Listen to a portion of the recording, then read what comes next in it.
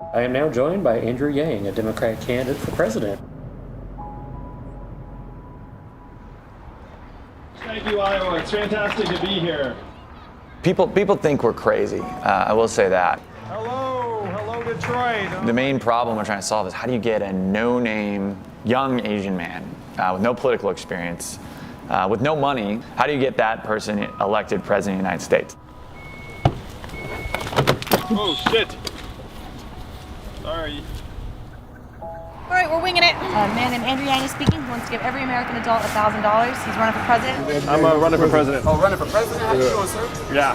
What is president for Charleston? President of the United States of America. Oh, you're the one running. Yeah. God, I am really slow. We automated away 4 million manufacturing jobs. There's a direct correlation between the adoption of industrial robots in a voting district and the movement towards Trump. You need to nail the automation statistics because your way of telling it is too confusing.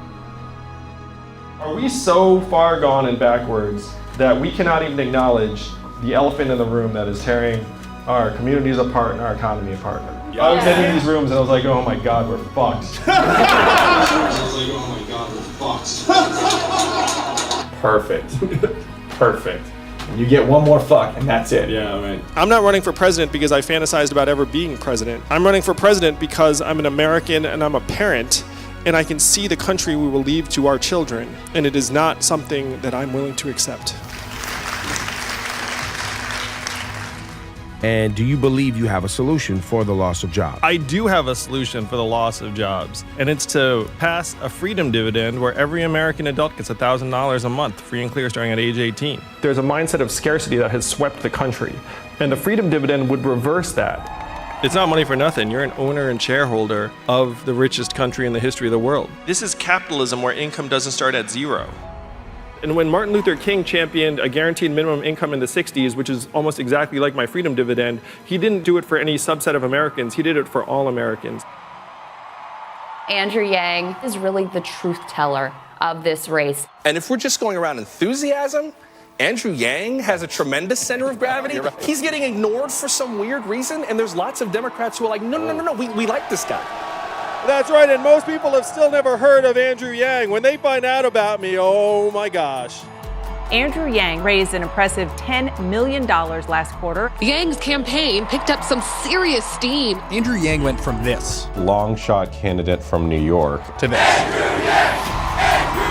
And when he talks, it lands, in part because he's saying things that are unique. And I like to talk about my wife who's at home with our 2 boys right now, one of whom is autistic. What does her work count at in today's economy? By his side more and more will be his wife, Evelyn. Evelyn, yeah! I think people could tell that he's a really genuine person. You know, what you see is what you get. People say to me all the time, you don't sound like any politician I've ever heard before, and they love it. They're not like, oh, get me a politician, fast. The latest Emerson poll takes a look at head-to-heads against President Trump.